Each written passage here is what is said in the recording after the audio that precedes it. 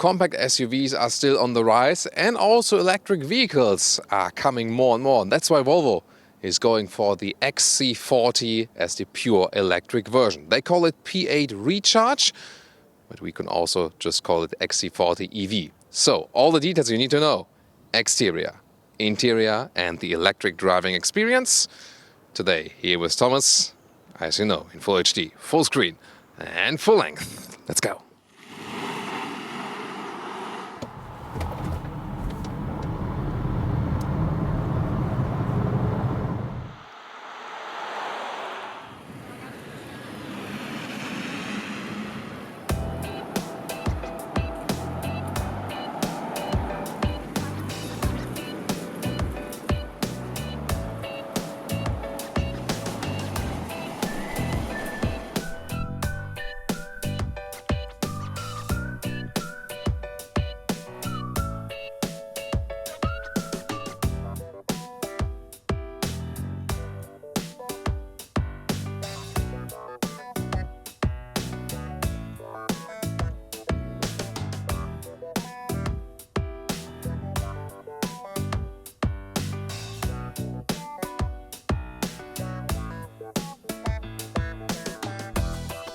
In the front we can see that the EV version of the XC40 has this closed front grille, so that appears less sporty, less aggressive. However, the overall front is still quite strong, you know, pretty much upright, although it's still their smallest SUV. But really, this is the only EV fact you can see.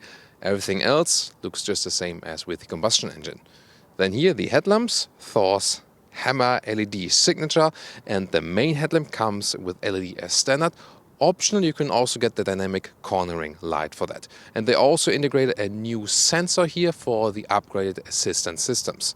Everything else we know from the other XC40s here in the lower part, this here contrasting spoiler and so on. Fog lamps are in the lower area, and the color here for today is called Thunder Grey. The length is at 4 meters 42, 14 foot 4, or 174 inches.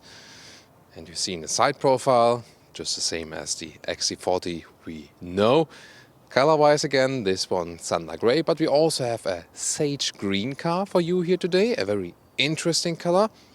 That one you see also has 20-inch wheels, the bigger ones.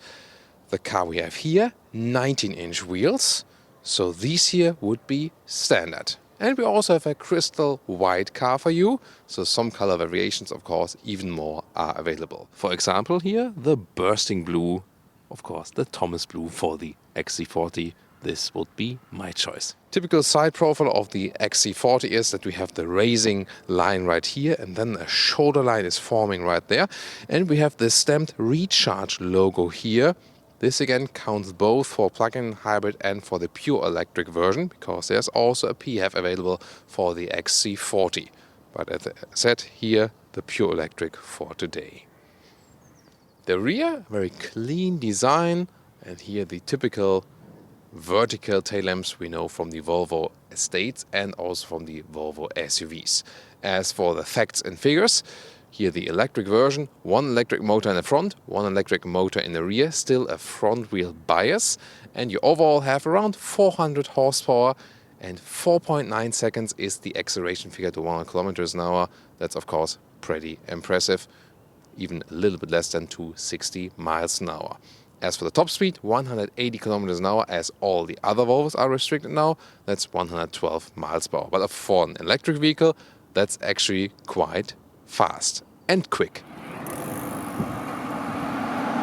As for the battery size, 78 kilowatt hours gross or 75 kilowatt hours net, giving you a range in good conditions about 400 kilometers or 250 miles.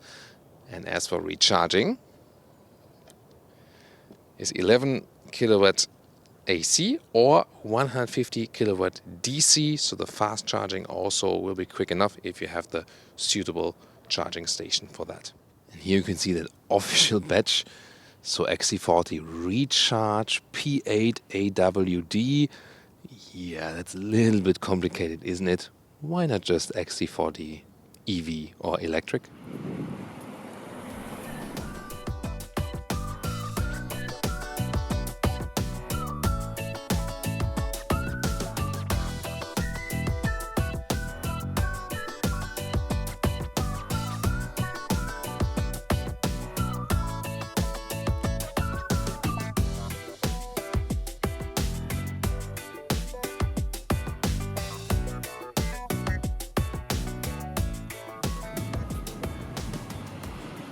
This is a car key with the matte surface, and then the door closing sound.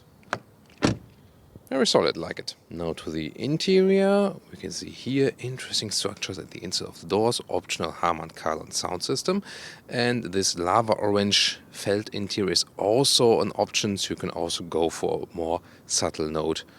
That's also no problem. I can also show you here a different interior with another color styling, so you can choose. Then steering wheel with interesting contrast stitches on the inside. The seats here with microfiber on the inside is also standard for the pure electric version. However, on the outsides, still animal parts are being used, same as for the steering wheel. Unlike in the Polestar 2, they do not offer an animal-free interior for the XC40 EV yet. However, Volvo promised to be working on that and will also reveal more of their strategy very soon. Getting inside, the cool thing here about the XC40, I also told you that with the launch, with the earlier reviews. By the way, if you want to tune into the plug-in hybrid model or to the petrol model, you can also check these reviews out here on our channel. Then, the seating position is already quite upright. That means it's their small SUV, but it already feels quite big and sophisticated when you sit here on the inside. Seats here with electric control, and that means when I put it in the lowest position, with 1.86 or 6.1, still some headroom left. If you want more, leave out the panoramic roof, but here we do have one. There is this slider here now in the middle, so no real button, but you slide it open. Then you can also open it completely. And yeah, that leaves a lot of light in here, so a really nice feature.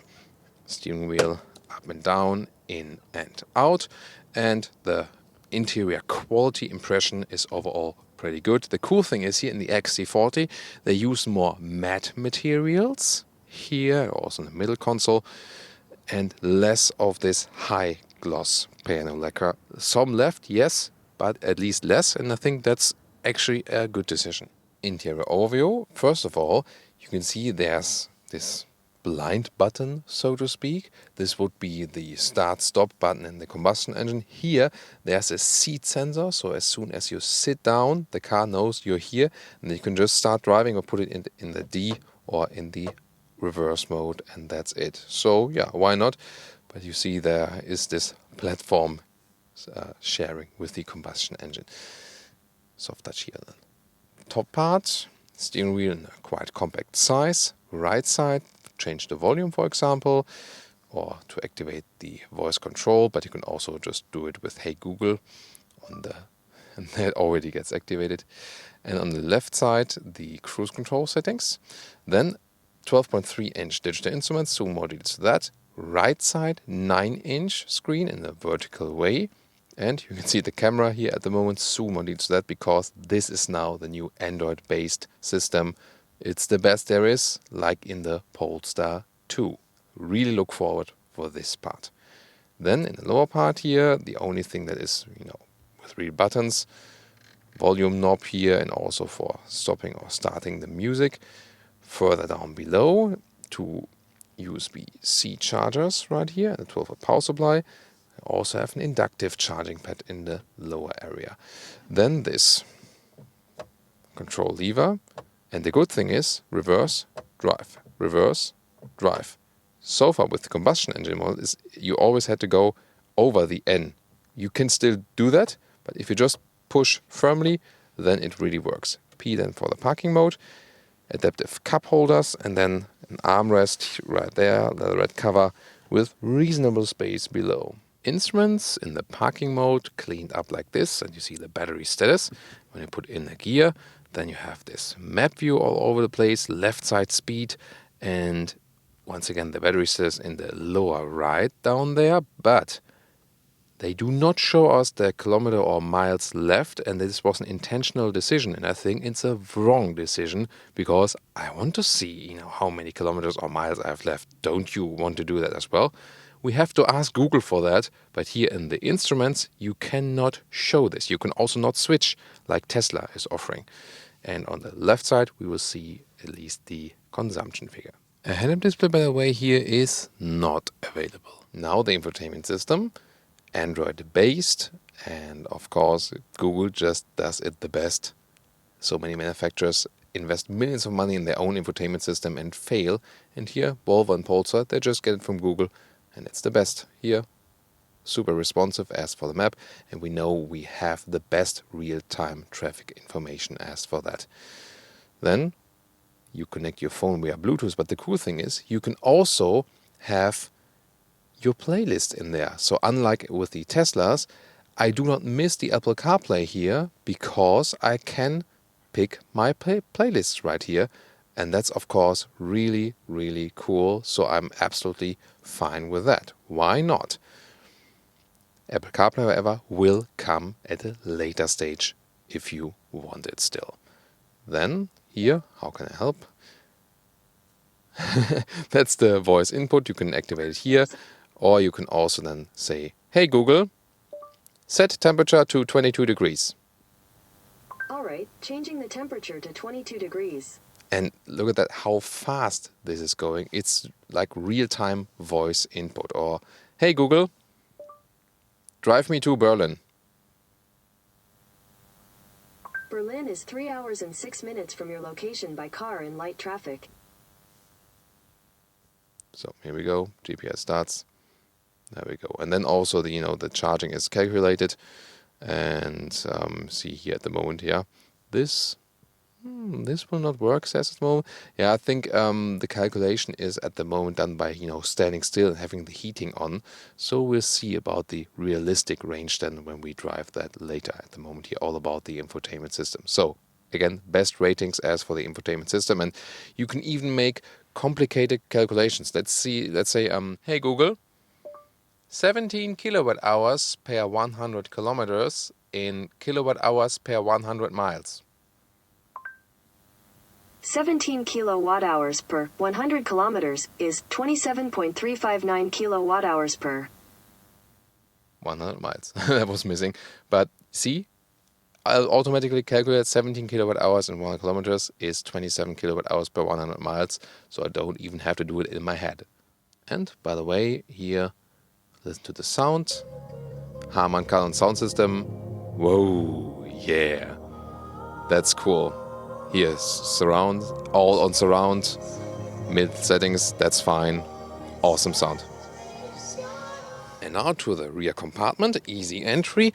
And you have an upright seating position here with 1.86 or 6.1. Yeah, I can put a hand over my head. Without the panoramic roof, it would be a little bit more.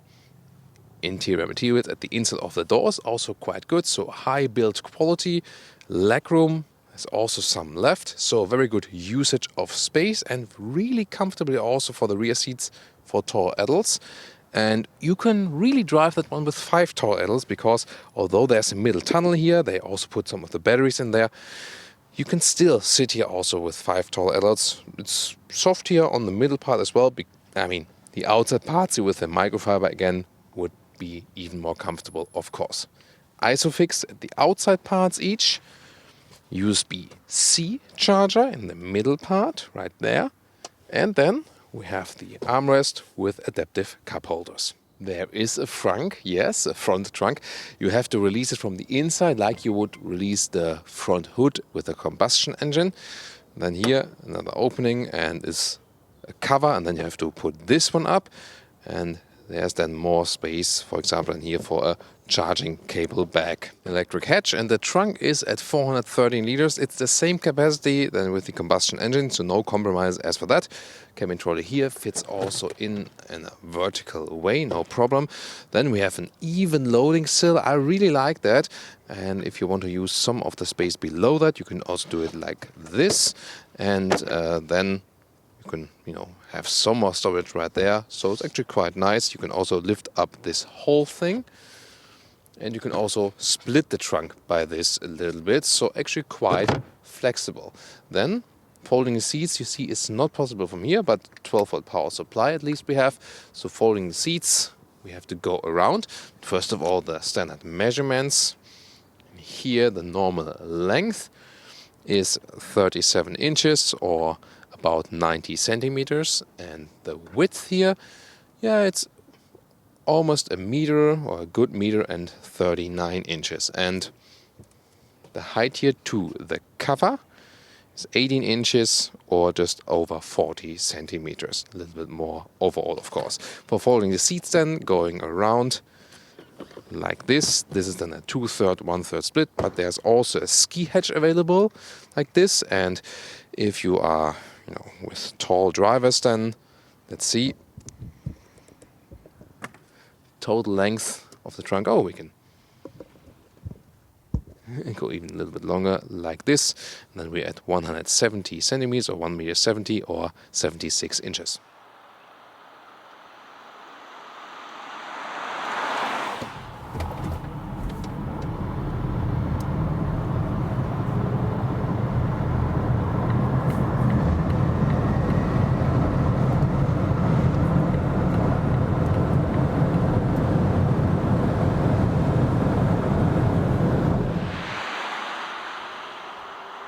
First of all, before we come to the normal driving lounge, it's performance time. We're in Germany, German Autobahn, the new Volvo XC40 EV, and let's accelerate it out.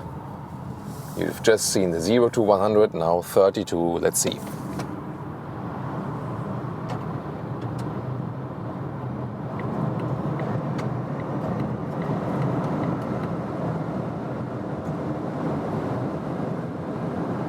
Maximum speed 180 kilometers an hour, 112 miles per hour, and that's super quick, definitely. So before, you could see in a close-up also the instruments where we did 0 to also the top speed, not only 0 to 100. Really impressive, great acceleration, and this came so flawless. 184, 185 maximum speed. Here's also unlimited speed area on this German motorway, and I mean, we're driving really, really fast, and the noise insulation is still somewhat reasonable, somewhat good. And now let's reset the consumption meter and tell you what's the economy when we drive full speed. And that is at 40, let's see if it changes somewhat. Somewhat 40 kilowatt hours on 1 kilometers, and that means now about 50.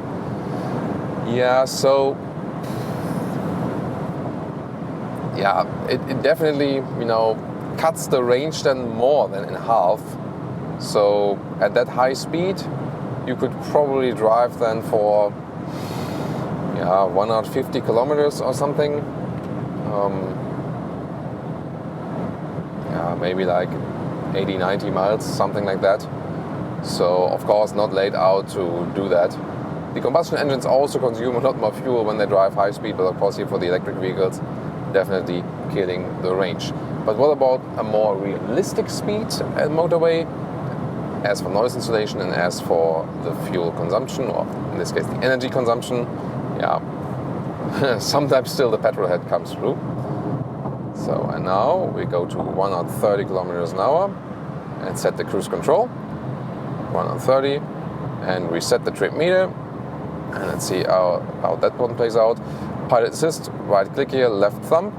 And the thing is, just with the pilot assist, when it goes a little bit bent, it doesn't have any problem. However, when it goes all the way straight, it does not have a capacitive function here for the steering wheel, so you get this false positives for the lane keeping assist, and wants to move the steering wheel, that can be quite annoying at times. So we'll let it run here for 130 kilometers an hour. A little bit up and down here, but that's no problem to the electric vehicles, because when you go down here, you get some more, either recuperation when you really go downhill in a very, very fast way, or you can use this rolling or coasting effect and you don't consume much more. So, and here we'll end up with some values, 30 something kilowatt hours on 1 kilometers. So this means then you can drive some 200 kilometers plus, or some 120, 150 miles plus at the normal motorway speed here, at least. The best figures as for the energy consumption will be scored when we have mixed traffic, also a lot of city traffic and countryside. I mean, the battery is already heated. It is heated already. So the maximum range figures, soon more to that. But overall, already a good motorway car. Noise insulation here at normal motorway speeds is also pretty nice. Relaxed feeling, upright sitting position.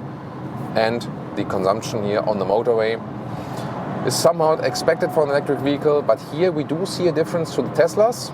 In comparison to all the other electric vehicles, the Teslas are most efficient still on the motorway at higher speeds. So most electric vehicles show really much more higher energy consumption on the motorway, whereas Teslas also do that somewhat, but not that much, not that extreme more consumption when we are at higher motorway speeds.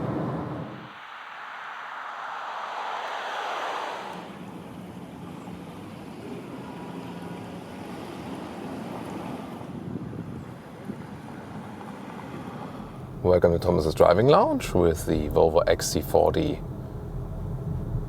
P8 Recharge AWD. Well, the XC40 EV, staying with that, and in city traffic, it's really nice to move it around. The steering wheel is pretty direct, really precise as well. Low center of gravity, have the battery pack in the lower bottom, and I can already say right now that it just feels more agile to drive than any of the combustion engine models. Plus, it has the faster acceleration with these 4.9 seconds to 1 kilometers or 4.7 seconds to 60 miles an hour. So really quick, especially from the get-go. I'll soon also show that to you. And here in the city traffic, we've been cruising around just a little bit. And yeah, the energy consumption figures somewhat around the 20 kilowatt hours on 100 kilometers. So like somewhat 30 kilowatt hours on 100 miles.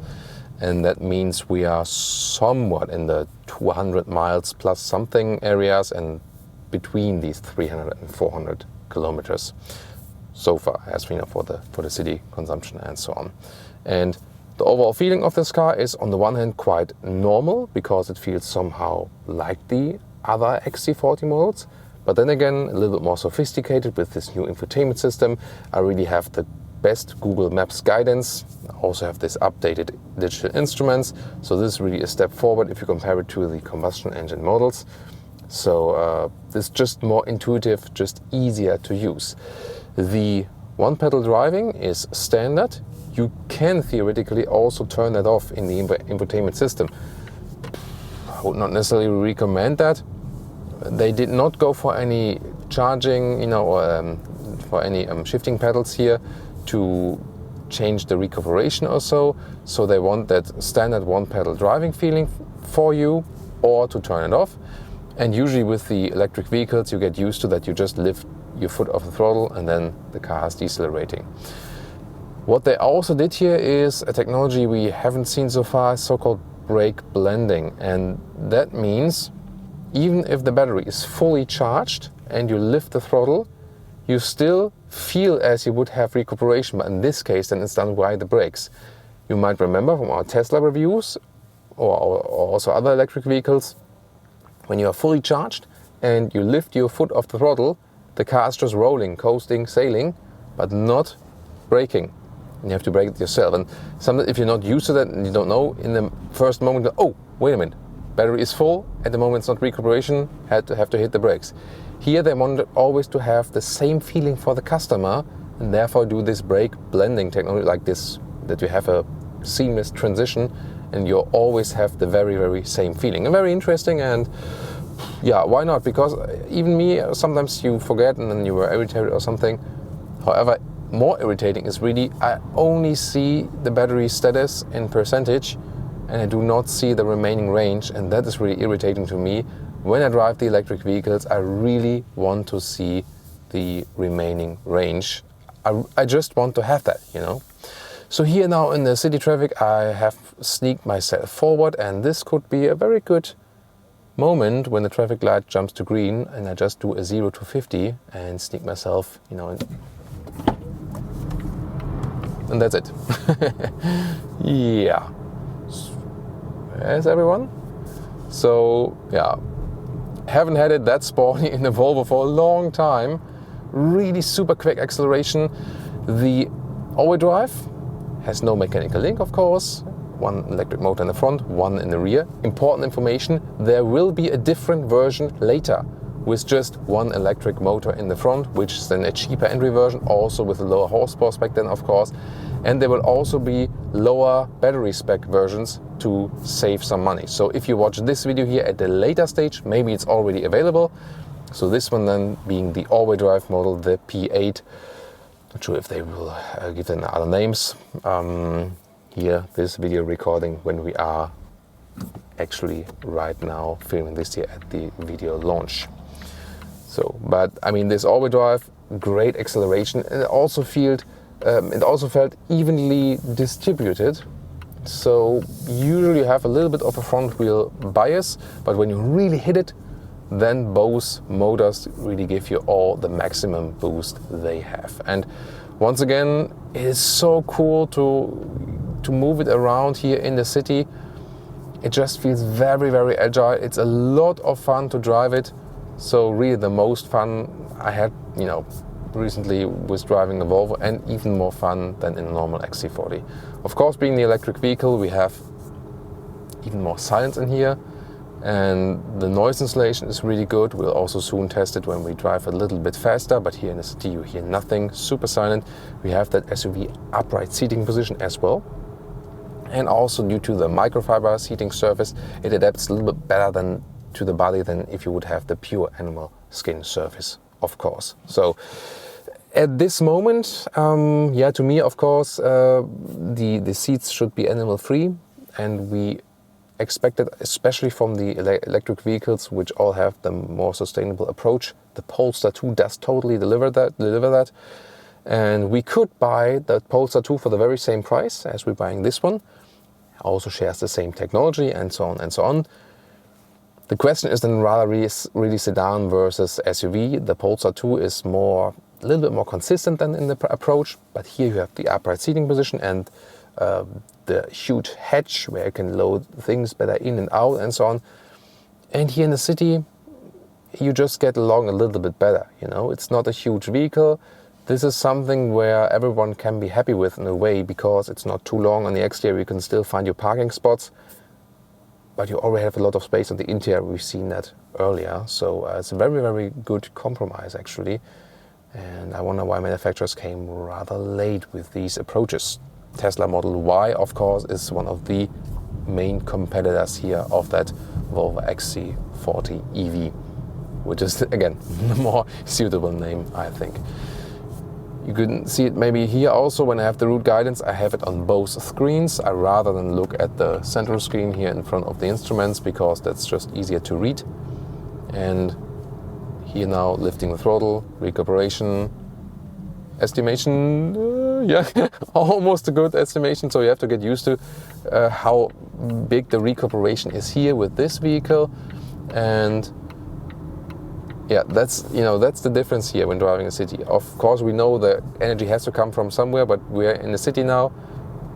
In front of us, then an old Volvo where we really see the black smoke coming out, burning too much oil. And then we have the all-electric here, and at least are locally emission-free. Of course, in the long run, we should produce that energy also in the very best way that we know we only do good in this respect. But that's so far a really tough thing to do, definitely. Here now again, you can practice your recuperation skills. And when you just want to roll, see, it's going further. Just a little bit on the throttle, so you stay a little bit on the throttle, that you just coast and roll further. If I compare other electric vehicles I've driven, I have to say, this one here does not explicitly say, hello, I'm electric. Like when we drive a Tesla, they really deliver some kind of different driving feeling. Here, when you step from the combustion engine to the electric vehicle, you could say, yeah, I'm still somewhat at home. This feels like my XC40 I've been driving before. Yet at the same time, it feels somehow more powerful, sophisticated, more agile. So from a customer's or driver's perspective, everything speaks for the electric version driving wise. There's just an issue with your infrastructure and the range. If you are driving like really long mileage every single day, this might not be something for you. Or if in your country, in your region, next to where you live, wherever, the charging infrastructure is really, really bad, then it doesn't make sense. For all others, I think the electric version is, you know, making more and more sense, definitely. So, and now we'll head on to the motorway to show you also a little bit higher speed. This is, of course, even more interesting right now. City traffic is something where this car really feels at home, and it was so far a very pleasant drive. So although we are really quick, it is more relaxing at the very same time. But you can really choose that, you know, can be super quick or can be more relaxing. And the energy consumption also went down meanwhile. At the moment we are really low because obviously we are starting a little bit higher, then we're rolling a little bit more downhill, and this can really affect things. Now at almost 10 kilowatt hours per 100 kilometers, yeah, that would be almost double the range. But of course, at the end of the review, we'll have a more realistic average than for you. And it always depends on temperature. At the moment, 15 degrees Celsius outside. That's actually quite good for the battery. Not so cold as we had with our recent EV reviews. Now we have the all-wheel drive. The traffic light is about to jump to green. And I'll accelerate it out in the corner, see how the agility plays out there. And also what about the traction and so on. Yeah, a little bit of spin, but really good. See here, the steering wheel was very calm, and now the other cars are starting to accelerate and we are already gone. This is really like a performance vehicle. Pretty cool. So now we can also head to a tunnel. You can even see more of how the car looks like at night. Let's see about that. Woo! There's no special ambient lighting here. We see the map. Map jumps to the night mode. That's done automatically. And we can also set the cruise control here on the left side. Some of the assistance systems are standard. Some others, like the pilot assist, when I click to the right side here, they are optional. Pilot assist then is also steering the car for me, keeping it in a lane. And so far here, really centralized, also pretty calm. So at the moment I am not steering, and you see there is a bend, like a long bend, but I don't really feel that. So far, really calm. Sometimes we have that these systems are too nervous or so. Sometimes they are not active enough. So you always have to find the sweet spot in between to have the perfect setup. So far, they have also upgraded it. They added also new sensors, of course, for keeping the distance in, to the cars in front of us. So far, pretty happy with that. This tunnel road here will also make a right turn soon. We can also see it on the map, and we'll see how the how the lane keeping assist will play out there. Maybe you've already seen something of the blind spot monitor. Now the next car is approaching. So let's see. There it is. There's this red stripe, and when I hit the turning indicator, then it also blinks. So a more active warning, and it's really good to have that because the B pillar is quite blocking in that view. Other than that, to the front, to the rear, to the sides, it's perfect, just like across to the B pillar for the blind spot. This is a problem, but this should be solved then by the blind spot monitor. So you should definitely get a blind spot monitor with any car, you know. In some cars they're already standard nowadays, depending on the markets also. So some markets make it, with this trim level, I choose this trim level and then offer the customers different things. So we have to see about that later on. I really would like to see the remaining range. Yeah, that's one of the main criticism points, and I still can understand why they didn't show that to us. So, but we can ask Google. Maybe we can ask Google anything, Hey Google, what's the remaining range? You can drive for about 260 kilometers with the remaining charge. So 260 kilometers left at the battery status of 88%, it says.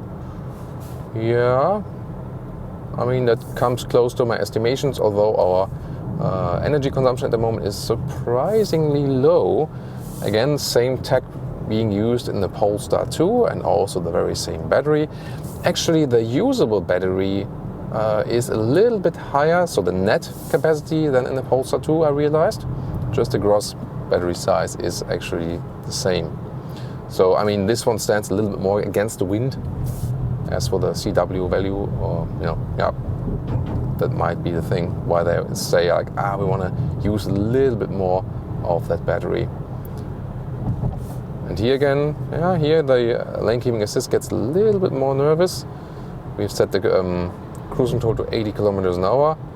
We can also change the distance to the car in front of us. So making, for example, minimum, then we feel the car is accelerating more and we're getting sucked into the wind shadow of the other vehicle. Whoa, now really against the sun. To turn the visor down here. Yeah, now our eyes are dark, but really cool views here also to the Hamburg harbor, one of the biggest harbors in Europe.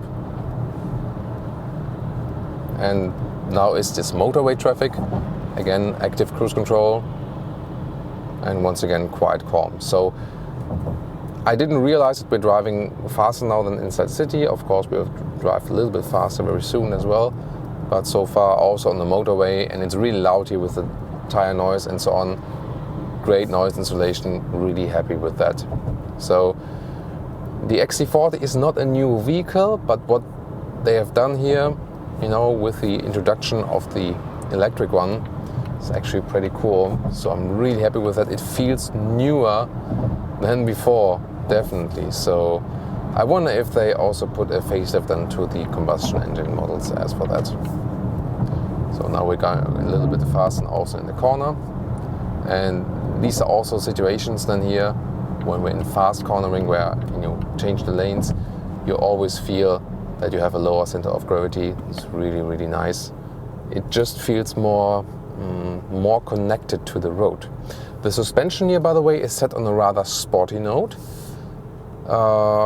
You feel that here when you're doing the agile driving. Is it not comfortable enough? So earlier I had a situation where I was driving over cobblestones, and this was kind of rough, but it's not an area where I would say it's bad or something, so I'm actually fine with it.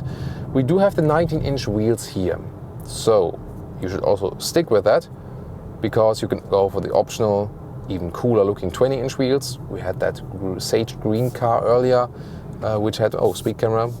Best greetings from our whole Autogefuehl team. Thank you for the photo. Not today. So stick with the 19-inch wheels. The 20-inch wheels look always cooler, but they will definitely give you less comfort. And we've had it a couple of times with different vehicles that the bigger wheels really reduce the comfort. So just pay attention to that. And I can just say the longer I drive this vehicle, it's really a perfect drive. I can just say that, And from the segment, it's right in there where really a lot of people, a lot of car customers can use this vehicle. I'm pretty certain that on this EV market, this one will be very successful. There is the price, of course, 60k euros entry price in Germany, for example. It will be a little bit less than soon, 10,000 euros here for the extra trims, sound system. A heat pump is 600 euros extra, for example. The heat pump that is reducing the range losses in winter times. You should get it, definitely. And some other equipment we have here, of course. Yeah, it's definitely not a cheap vehicle at all. So we're also looking forward to more affordable EV SUVs. But in that premium segment, the Mercedes EQA, for example, would also be a competitor. We also have already some content to that. Check the video description to see competitor reviews of this vehicle here, and also the Polestar 2, which is sharing the same tech. But overall, I think with the package they're offering here, they are really very competitive, and I can just say I'm really enjoying the drive. And after our drive now, at the moment, although we had some substantial acceleration in here, consumption meter says 15 kilowatt hours on 100 kilometers, and yeah, that's more like 25 kilowatt hours on 100 miles, something like that. Is that true? Shall we ask? Maybe we ask Google. Hey Google, 15 kilowatt hours per 100 kilometers in kilowatt hours per 100 miles. 15 kilowatt hours per 100 kilometers is 24.14 kilowatt hours per. Okay, so 24 kilowatt hours per 100 miles. That's of course at this moment here a great result.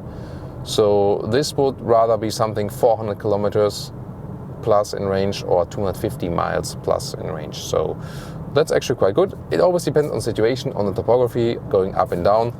But I think if we can really say like the worst is 300 kilometers and the best is like 450 kilometers and the worst is like 190 miles and the best is 250 miles plus, then you're always, somehow safe in your overall estimation.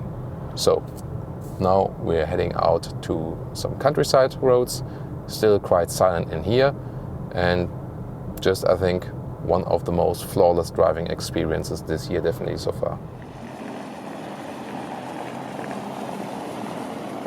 And at the end of this drive here, 17 kilowatt hours on 100 kilometers, that's 27 kilowatt hours on 100 miles, with city traffic, acceleration, motorway, countryside, a good mix. And this would indeed be 440 kilometers of range or 270 miles of range. This is a good result, and we had the very, very same result with the Polestar 2.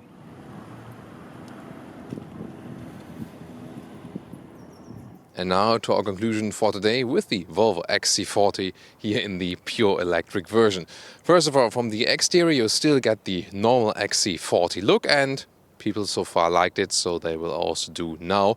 Just with the difference with the closed front grille, everything else the same. It does not scream out I'm EV, it just says I'm this Volvo SUV.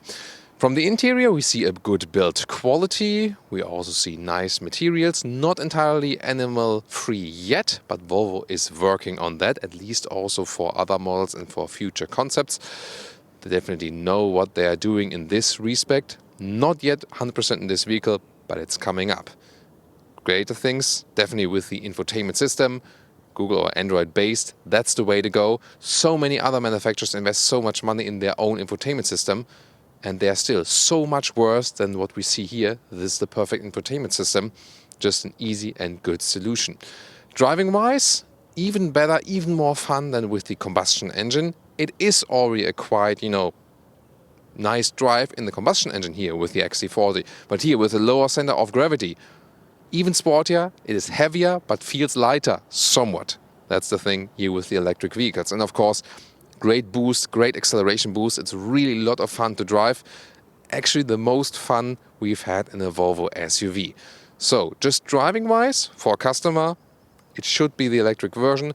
Pricing wise, when you end up with about 60,000 euros with some trim, equipment, assistance systems, upgrade and so on, this car here 70,000 euros. That's not cheap at all, of course not. It's a premium SUV segment. However, if you think about when you put a high-spec petrol car for the XC40, you wouldn't pay less. And then you think about governmental subsidies or some taxation benefits and so on and so on. And then price won't be, that much of a difference to the normal combustion engine of this vehicle here. So, range-wise, it's actually comparable to a Polestar 2, for example. So you also get a long ride there, some 400 kilometers, 250 miles. That's of course, not as much as we know from a new Tesla Model 3, for example, but still enough here if we take a look at the competition. So overall, I think one of the best offerings as for the EV market right now. Looking forward to your feedback. What do you think here? The XC40 EV, I think it's an easier name than like Recharge, P8 AWD. Who uses that?